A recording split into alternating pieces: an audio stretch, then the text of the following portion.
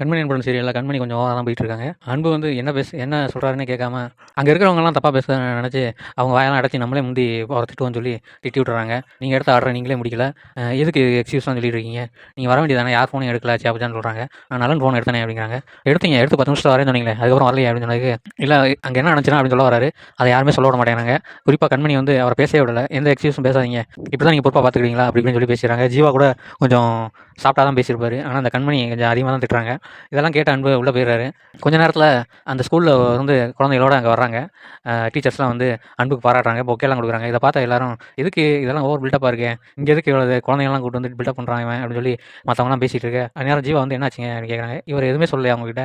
இந்த மாரி காலையில ஆக்சிடென்ட் ஆகி குழந்தைங்க உயிரெல்லாம் காப்பாத்திருக்காரு அப்படின்னு சொன்னோனே, ஜீவா வந்து கொஞ்ச நேரத்துல தன் தப்ப உணர்ந்துக்கிறாரு. "சாரி அன்பு, உங்கட்ட நான் எதுவுமே கேட்காம உங்கள தப்பா நெனச்சுட்டேன். நீங்க லேட்டா வந்து காரணம் சொல்ல விடாம நான் பண்ணிட்டேன்" அப்படின்னு சொல்லி சொல்றாரு.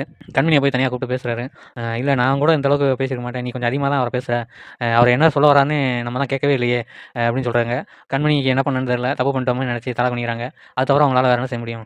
ஆக்சுவலா அவர் எடுத்த ஆர்டர் வந்து வேற யாருக்கும் போயிருமா? இல்லன்னா மறுபடியும் அவருக்கு ஆர்டர் கிடைச்சு நல்லபடியா செஞ்சு குடுப்பாரா? இந்த ரெஸ்டாரண்ட்டே உங்க 2 பேரையும் நம்பி தான் விட்டு போறேன்னு வேற ஜீவா சொல்லிட்டு போறாரு.